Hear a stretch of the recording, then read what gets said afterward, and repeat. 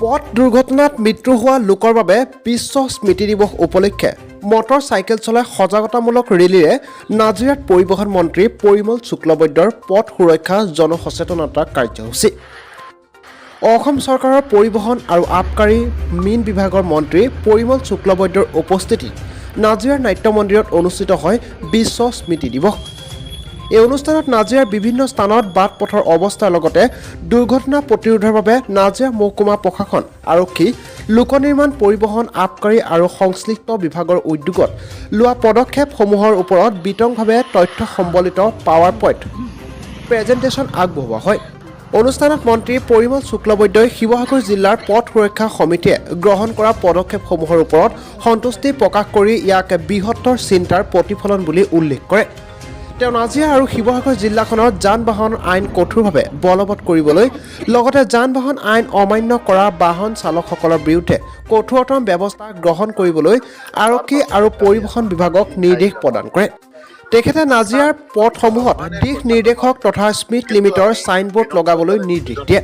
উল্লেখযোগ্য যে মন্ত্ৰীগৰাকীয়ে ইতিমধ্যে কেইবাখনো জিলাত মটৰ চাইকেল চলাই সজাগতামূলক ৰেলীৰে পথ সুৰক্ষাৰ সন্দৰ্ভত সজাগতা অভিযান চলাই নাজিৰাত উপস্থিত হয়।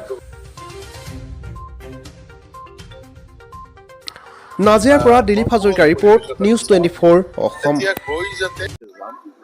তাৰ পাছতে কালি আমাৰ বাকী ঠাইত আমাৰ প্ৰতিটা সমষ্টিতে আমি যাম।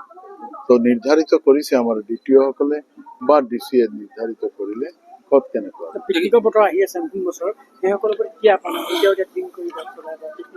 চাওক, এইটো আহ্বানেৰ কথা নহয়, কিন্তু আমি বিনম্ৰতাৰে নিবেদন করি যে পিকনিক কিয় হয়, বনভোজ কিয় হয়? বনভোজ হয় যে মানুহৰ আনন্দেৰ বছৰত এটা বহিঃপ্ৰকাশ।